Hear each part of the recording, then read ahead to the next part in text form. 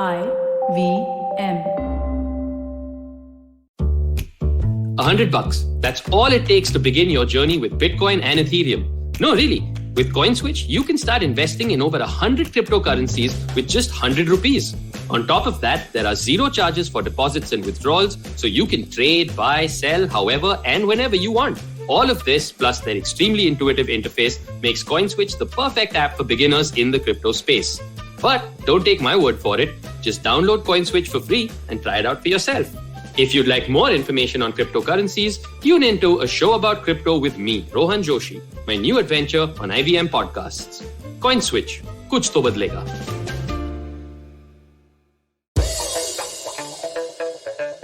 Here's your smart fact of the day. Did you guys know about the Roaring Twenties? The Roaring Twenties was the first decade to have a nickname. It was called the Roaring Twenties because it was a decade of prosperity and partying, of jazz bands and of bootleggers. Yeah, that is illegal alcohol and bathtub gin in the US and marathon dancers and so many different things. But it ended in the 1929 depression. It started off after the end of the swine flu pandemic. And I thought that it would be a very good idea to review it 100 years later to see if there are some lessons for us as we approach 2022. Welcome to Smarter with Sid, and today I want to see if the lessons from the past can help us predict the future. Now, predicting the future is a mug's game, and I have tried to predict the future and succeeded and failed like I think the rest of us, because I think there are so many factors that go into the making of life and this planet and all the stuff that's happening that it becomes extremely difficult to predict an exact future and to predict a very certain future. In fact, who amongst us would have been able to predict the pandemic? But if I have to look at when the last pandemic hit, it was the 1920s and it was after a world war. And it was the swine flu pandemic which took a lot of lives along with it.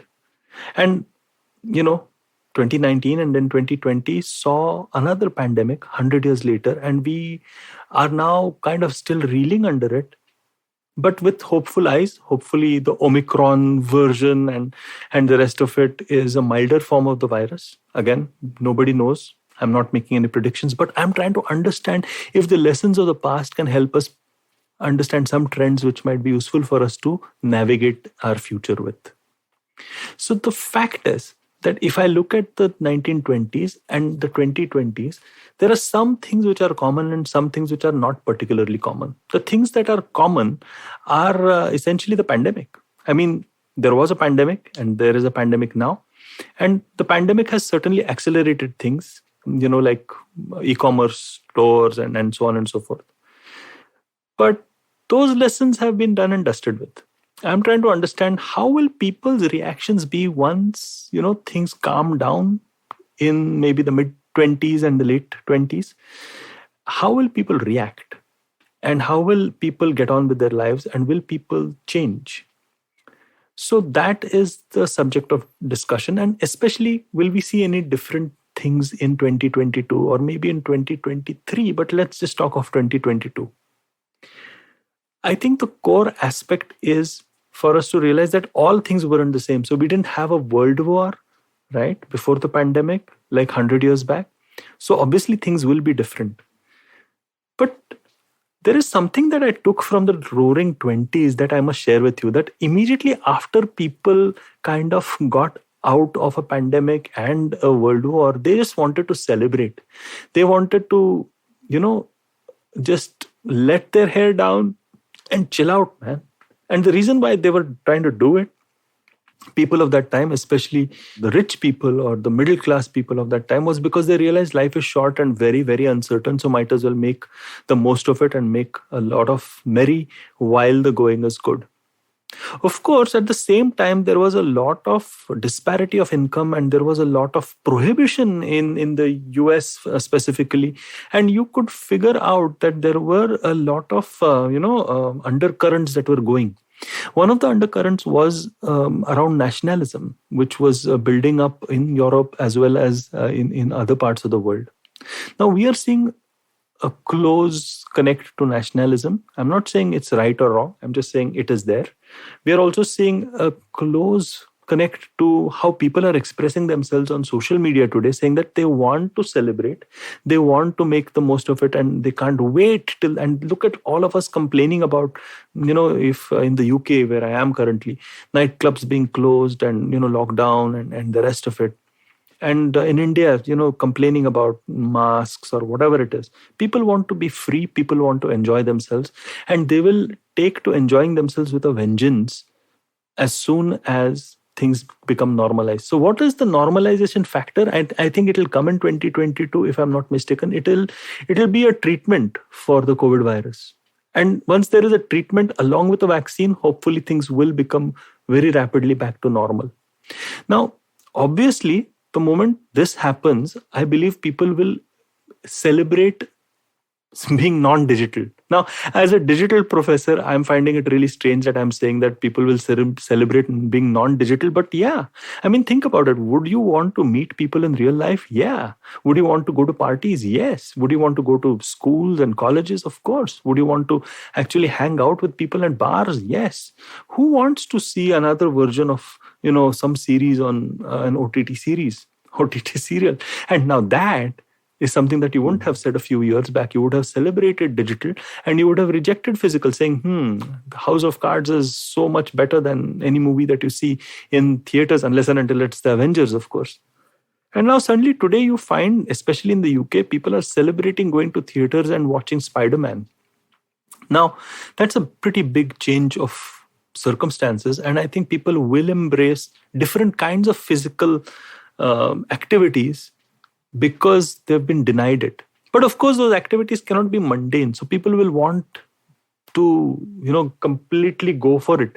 And that is where I see the connect between the 1920s. New forms of entertainment, new forms of art, new forms of media will come in and rule the roost. And that is my wild prediction. I think we are going to enter into a beautiful golden age of entertainment and media and the arts. And we're going to see some new things, especially with the metaverse coming. And this is where digital comes into the fore.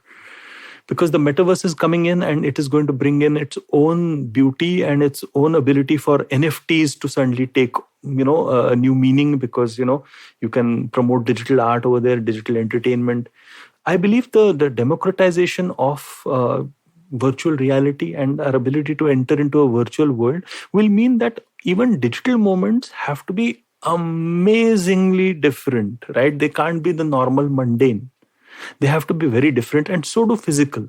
So we're going to see a lot of disparity between the stuff that we are experiencing right now into peak experiences. Now, does that mean that it's all hunky-dory? I don't think so. We are also going to see people fight against each other because of a rise of tribalism, which you can call nationalism or whatever else you want to call it. But we are going to see that because we don't believe in balanced opinions anymore. And which is why I made a podcast very recently on a factfulness-based approach, which I don't know how many people are going to actually take seriously. But from a trending perspective, I think in 2022, we will see a lot of disparities in the way in which people live lives. There will be undercurrents of nationalism, but people will want to throw caution to the winds as well. We might end up seeing a lot of unrest because people clash over with each other because of this reason. But the Roaring Twenties does bring about this lesson 100 years later, which is around the explosion of new cultures, new art, new entertainment, new media, rather than, what we are experiencing so far. And this will be kind of hyper, motivated by the metaverse and, a lot of virtual reality coming into the picture. So this is what I'm seeing as an overall predictive area. I'm not even going to call it a trend, or I'm not going to say this guy's stock is going to go up by 10% and this is going to get destroyed and the rest of it, and this politician is going to lose, because that's a mug's game. You can never be right in those things. But what we can do is look at a predictive area that we can all look at and wonder, what's going to happen. So this is my big prediction, guys. This is my big predictive area. What would yours be? What would your big prediction be? I'll really look forward to it. Do tell me what you feel. If you like what you're hearing on this episode of Smarter with Sid, well, in the new year, I'm going to come up with many more of stuff which is akin to this. But till that time, I would like you to, check out all the stuff that is already there in this past year that we've got on this podcast and all the other podcasts of IVM.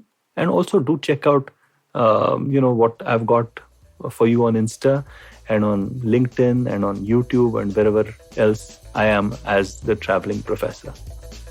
Until next time, which will be the last entry or the last episode of the year.